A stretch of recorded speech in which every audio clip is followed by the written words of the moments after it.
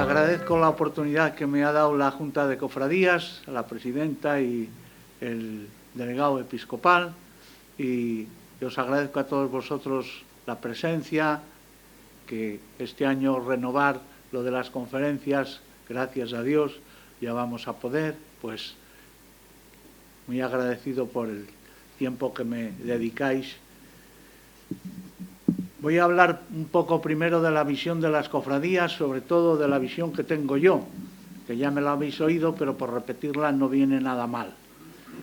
Las cofradías ocupáis un lugar relevante dentro de la Iglesia y los cofrades estáis llamados a llevar a cabo una misión cada día más necesaria en la tarea eclesial de anunciar a Jesucristo en nuestro mundo.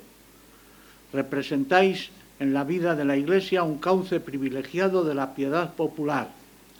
La piedad popular, sabéis que en algún momento del posconcilio estuvo un poco como dejada a un lado, pero luego se ha recuperado y en su debido lugar es muy importante. Tratáis de fomentar la fraternidad y el mandamiento del amor entre vosotros. Luego haré alusión al nombre. Os llamáis cofradías, que es cofrater. Sois hermanos, cohermanos, todos los que sois miembros de una misma cofradía. Y servís en no pocas ocasiones como cauce del apostolado seglar. Como asociaciones públicas de fieles de la Iglesia Católica, representáis un movimiento de laicos con capacidad de convocatoria, que tienen jóvenes en sus filas y que gozan de un fuerte arraigo en el pueblo. Me parece que estas tres características son también muy reseñables. Hay otras organizaciones de la Iglesia que desgraciadamente no tienen jóvenes, han perdido en gran parte la capacidad de convocatoria y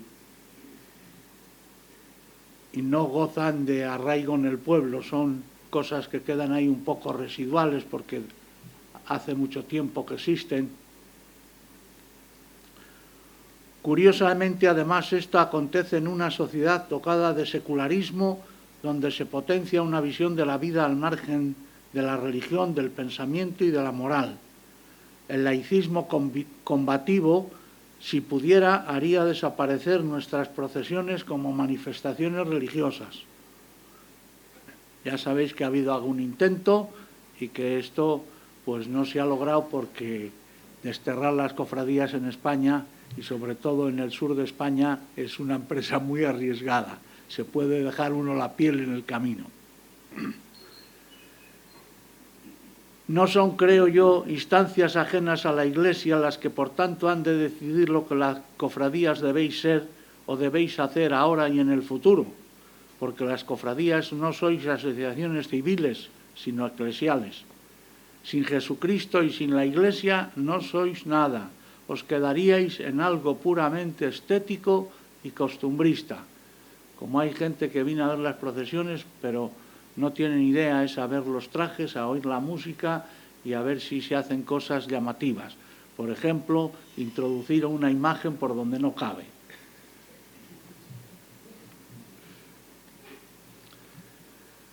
No sois en modo alguno un hecho meramente cultural, ni algo simplemente social y popular como pudiera ser una peña de amigos. Para alguna gente pues que no tiene más alcances ni más visión, pues unos amigos que se han juntado y que son cofrades de la Virgen de los Dolores o del Cristo de la Buena Muerte, pero no alcanzan más.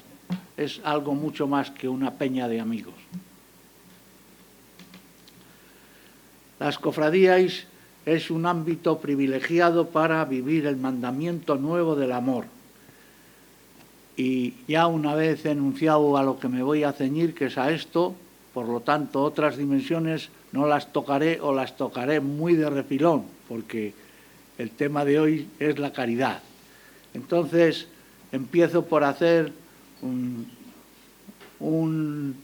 la relación entre fe y caridad. La fe sin caridad no da fruto, y la caridad sin fe se convierte en pura filantropía.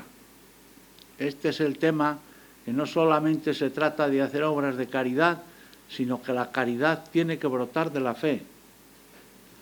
La auténtica caridad, lejos de ser superada por la justicia, es precisamente el alma de una justicia verdaderamente humana.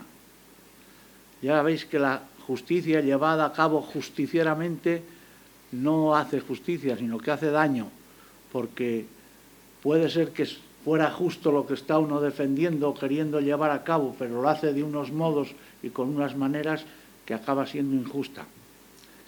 No olvidemos, sin embargo, que el amor cristiano tiene su propia estructura y su propio dinamismo. No es mero y simple amor humano, como algo instintivo en el ser humano. La caridad no brota de que yo soy un hombre que tiende a ser amable y que le gusta, no se trata de gustos y de una cosa mía, sino que la caridad cristiana brota de la fe, en el sentido de que nosotros sabemos que no amamos con nuestro amor únicamente, sino con el amor de Dios que se ha derramado en nuestros corazones. Ojo a la cita, San Pablo, el amor de Dios se ha derramado en nuestros corazones por el Espíritu Santo que se nos ha dado. ¿De dónde se nos va a ocurrir a nosotros proponernos amar a nuestros enemigos? Pero si tú eres consciente de que el amor de Dios está en ti, por lo menos lo puedes intentar. ¿Cómo seríamos capaces de amar cuando es un amor no correspondido? Porque muchas veces nosotros amamos, pero no encontramos correspondencia al amor que nosotros profesamos y manifestamos. La caridad cristiana tiene su raíz en la fe, y porque nuestra fe es débil, nuestra caridad es escasa. Algunas veces, ¿por qué no practicamos más la caridad? ¿Por qué no vivimos más y estamos centrados en la caridad? No, vete a otra raíz, busca tu fe. ¿Cómo anda tu fe? ¿Es buena, es vigorosa, es viva? Entonces la caridad ya verás cómo mejora. La caridad cristiana no es un simple voluntariado social, ni una filantropía o fraternidad universal impregnada de voluntarismo y de esfuerzo propio. Recordáis que la Revolución Francesa era fraternidad, igualdad. Bueno, pues no es exactamente eso, sino que hay otro planteamiento cristiano. La caridad es un don de Dios, es un don del Espíritu Santo. El amor cristiano difiere cualitativamente de cualquier otro amor.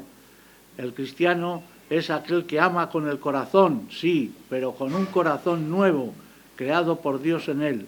¿Recordáis el salmo que llamamos el 50, el salmo miserere, que decimos: oh Dios, crea en mí un corazón nuevo?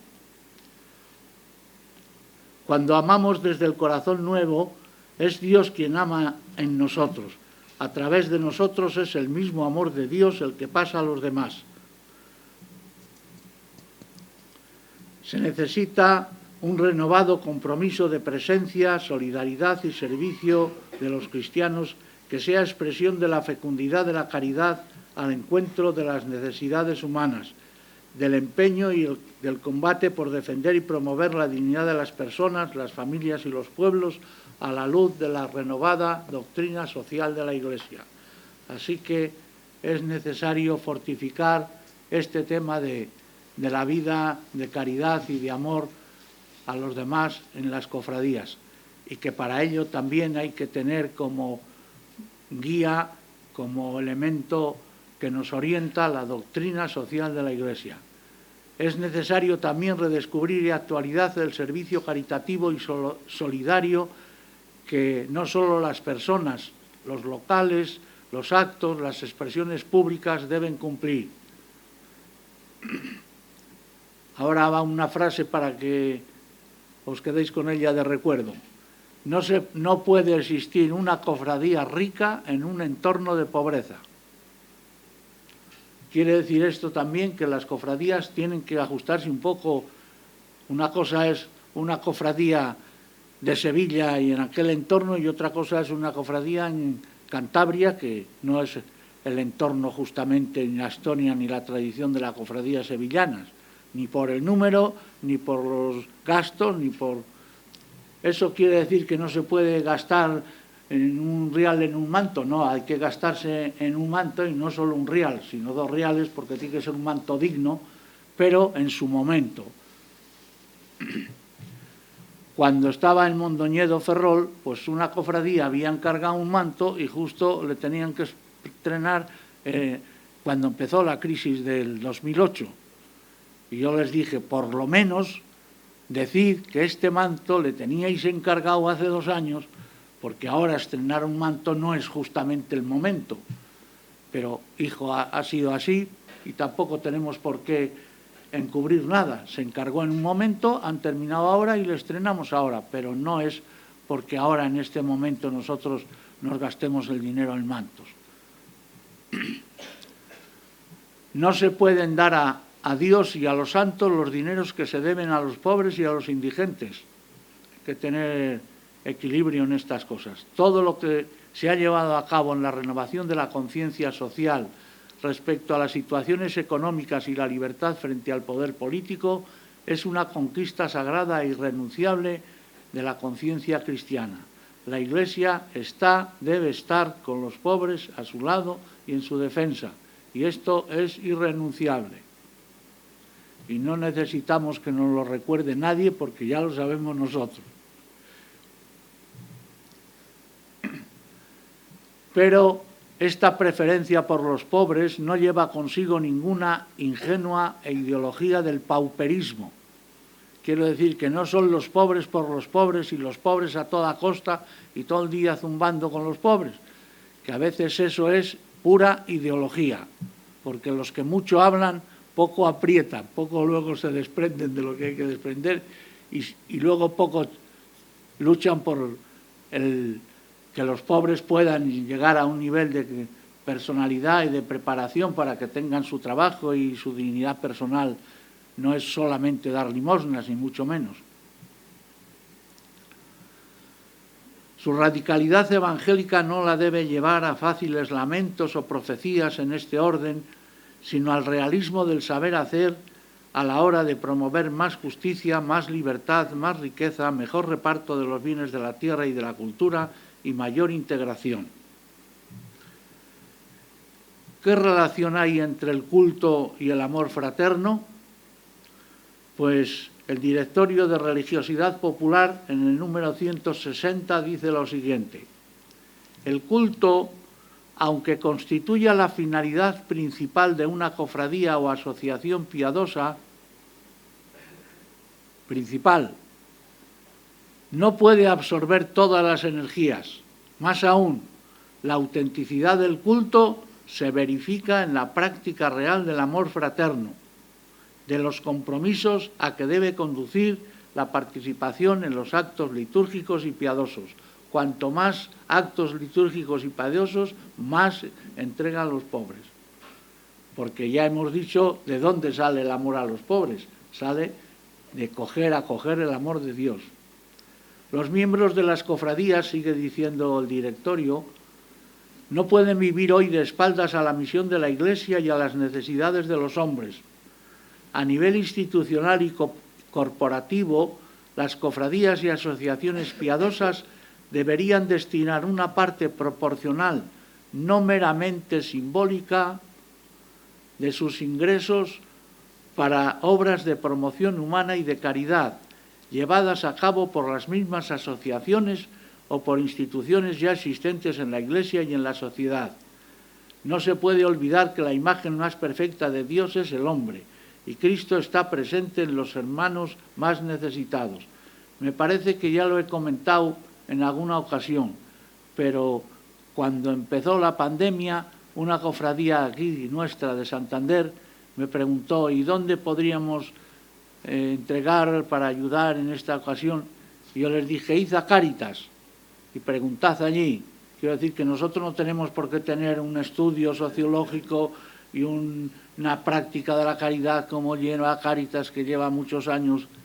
Bueno, pero luego me resultó muy bonito y muy fenomenal el que en Cáritas les recomendaron que pagaran el sacar el carné de identidad a algunos hombres, mujeres que luego iban a poder encontrar trabajo gracias a tener el carné. Cosa que a mí no se me había ocurrido, pero fíjate hasta dónde llega Cáritas, que se pone no solo en dar dinero, sino en no dar pez, sino dar la caña para que aprendas a pescar.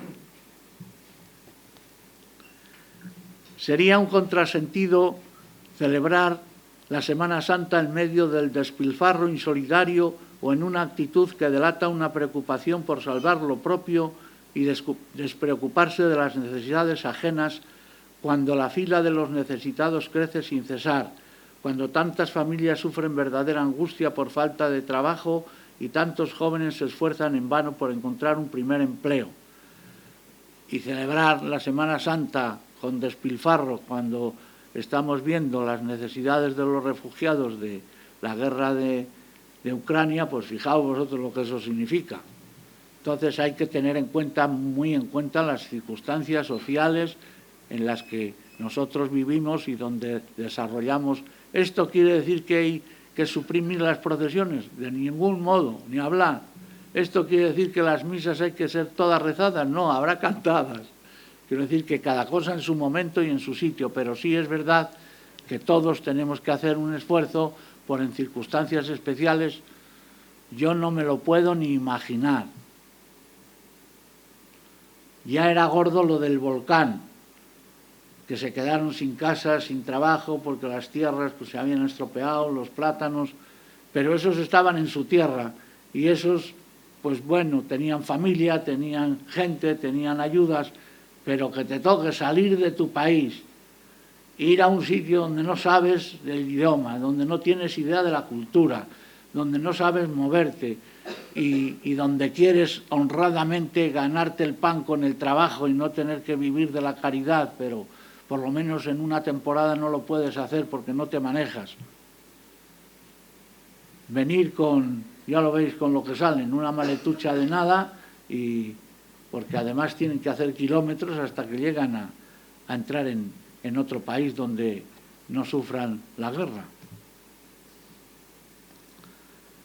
Celebrar cristianamente la Semana Santa reclama de todos misericordia ante toda miseria humana, valor y fuerza para un compromiso solidario frente al hermano solo y desamparado, ayuda para mostrarnos disponibles ante quien se siente explotado y deprimido. ¿Verdad que los curas ya sabéis qué es esto? Que es una cita tomada de una plegaria eucarística. Celebrar la Semana Santa, como venimos diciendo, es celebrar el amor de Dios entregado de manera irrevocable en su Hijo que muere en el Calvario y resucita por nuestra salvación. Por esto, celebrar con verdad la Semana Santa exige de las cofradías, en conformidad con su identidad más propia, una conciencia más honda y concreta de las graves consecuencias de la pérdida o la tibieza de la conciencia moral solidaria en la vida personal, comunitaria y social. Celebrar en cristiano los misterios santos que se contemplan estos días exige de los cofrades, como de todos los cristianos, una radical renovación personal y social capaz de asegurar la justicia, solidaridad y transparencia. Para el cristiano, celebrar la Semana Santa reclama y exige compartir con una audacia grande que solo puede brotar de haber acogido y creído el amor desbordante de Dios, que se despoja de todo y se rebaja hasta la muerte y una muerte de cruz.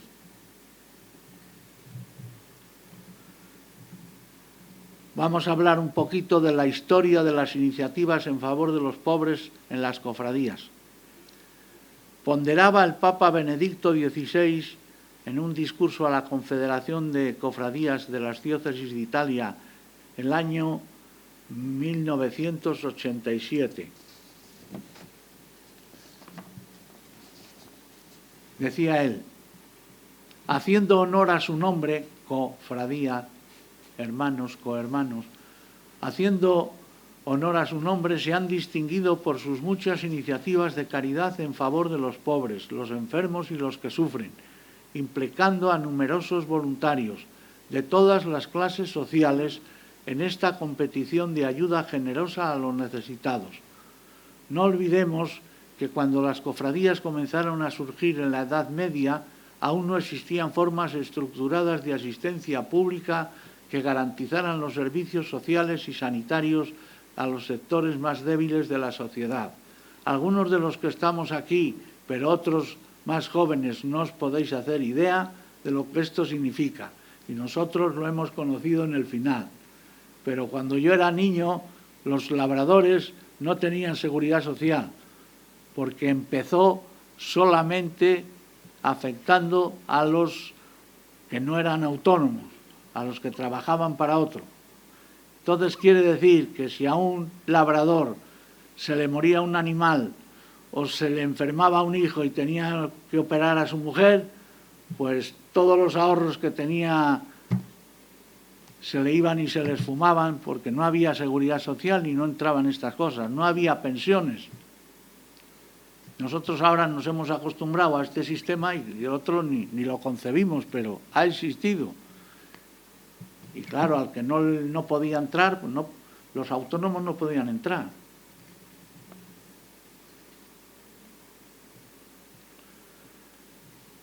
Hoy, bueno, y había gente que moría por los caminos porque iban de pueblo en pueblo pidiendo y no tenían, dormían donde les acogían, en un almacén o en un corral. Eso lo he visto yo, lo he conocido yo. Hoy esa finalidad sigue vigente porque a pesar del aumento del bienestar económico todavía quedan muchas bolsas de pobreza y por tanto queda mucho por hacer en el campo de la solidaridad. Pero subraya el Papa que las hermandades no son simples sociedades de ayuda mutua o asociaciones filantrópicas, son asociaciones de cristianos que quieren vivir el Evangelio, a cuya entraña más profunda pertenece el ejercicio de la caridad y el servicio a los pobres. Por amor a Dios y por amor a los hermanos, que es el signo distintivo y el programa de vida de todo discípulo de Cristo, así como de toda comunidad eclesial. Porque no podemos decir que amamos a Dios a quien no vemos, si no amamos al prójimo a quien vemos. Sé, decía el Papa, que muchas de vuestras hermandades se toman muy en serio este rasgo de vuestra verdadera identidad y me produce una gran alegría. Pienso, sin embargo, que es necesaria una mayor cooperación y coordinación entre las hermandades para emprender juntos proyectos comunes ambiciosos, especialmente cara al tercer mundo. Ahora mismo en la Iglesia hay muchas actividades en pro de los refugiados de Ucrania, pero los demás se unen, nosotros no. Entonces cada uno hace lo suyo, su parroquia inventa una cosa, no se pone en común y no podemos decir. La Iglesia en Santander, a través de los religiosos y religiosas, a través de los seglares, a través de las cáritas parroquiales, a través de organizaciones. El otro día me llegaba que los scouts de la parroquia de Covadonga, pues que están apoyando a Cáritas en lo de recoger dinero, porque han cogido ese camino que es complementario de los otros. Se pueden recoger alimentos, se pueden recoger ropas, pero pues claro, luego hay alimentos que son perecederos, hay ropas que a lo mejor no encuentran quien la lleve porque eso no se puede vestir uno con ropa así sin más, y luego hay gastos de transporte y en cambio la Cáritas, como es una organización internacional, pues el dinero que necesita Cáritas Polonia, porque ahora necesita mucho, que le han llegado la turbamulta, pues se lo envía directamente a Cáritas Polonia y ellos saben cómo lo tienen que gastar y cómo y cuándo. Y así sucesivamente. Y luego Cáritas tiene un fondo que es para emergencias y entonces cuando se produce la emergencia, no después, cuando se produce ya envía y luego lo que recoge también lo envía, pero deja para ese fondo que siempre tienen que tener porque si no llegamos tarde.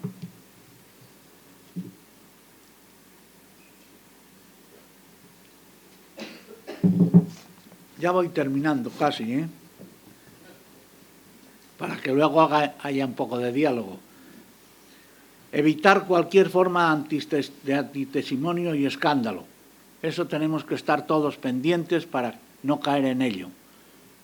Que no sea la vida y un desfile procesional, un antitestimonio, que digan dónde van a parar estos, cuánto se gastan.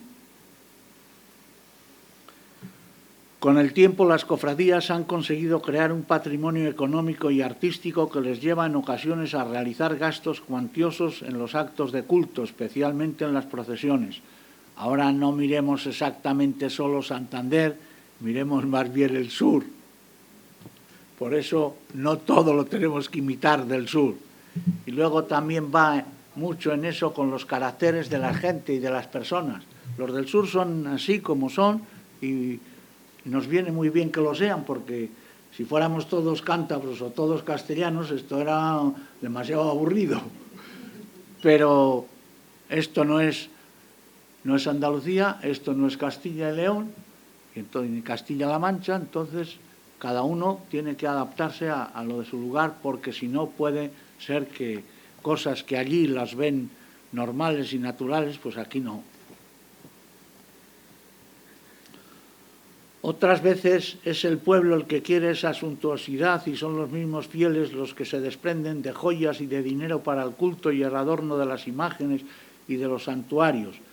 Pero también hay que orientar esto. Aguarde usted y cuando pase ahora colabore con Cáritas y con los refugiados y mañana ya compraremos el manto que usted quiere pagar.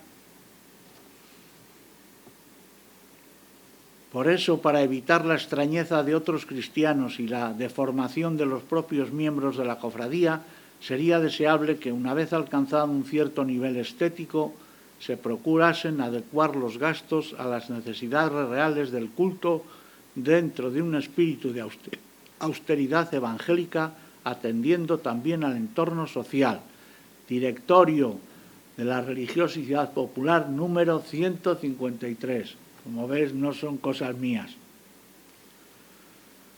Con todo, porque ya había alguno que estaba diciendo, pues no habla mucho de lo espiritual, ahora entro. Con todo esto no significa que podáis descuidar el cultivo de la vida espiritual y de la vida interior, porque es el motor de las demás actividades. El Papa dice, para comunicar a los hermanos la ternura providente del Padre Celestial, es necesario surtirse en el manantial que es Dios mismo, mediante momentos prolongados de oración, mediante la escucha constante de su palabra y mediante una existencia totalmente centrada en el Señor y alimentada con los sacramentos, especialmente de la Eucaristía.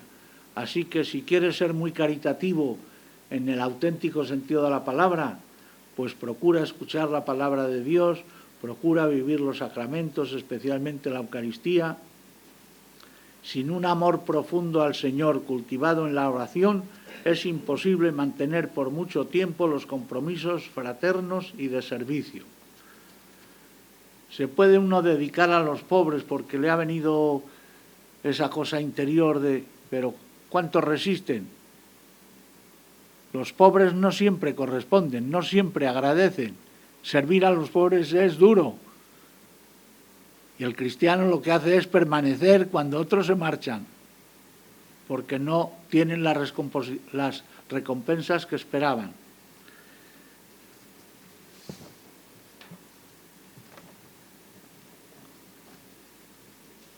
Las cofradías reconoció el cardenal Rilko, un cardenal polaco que tuvo puestos muy importantes en la Iglesia en Roma cuando el Papa Juan Pablo II. Las cofradías han sido también ámbitos de diaconía de la caridad, siempre creativos y siempre previsores. Fíjate lo que dice, creativos y previsores. Han sabido responder a tiempo y con eficacia a los continuos desafíos y necesidades con los que en su momento, a lo largo de la historia, el mundo ha interpelado a la Iglesia. Esta urgente tarea se presenta también hoy a vosotros, servir a la misión de la Iglesia en nuestros tiempos.